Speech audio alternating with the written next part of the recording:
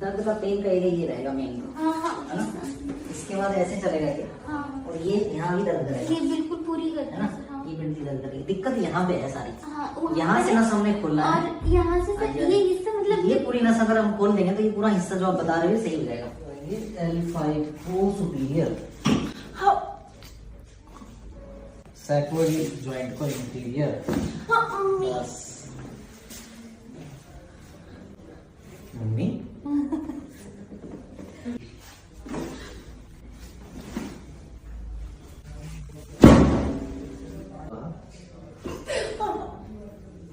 सांस बाहर, पूरा चल के देखो पंजे पे,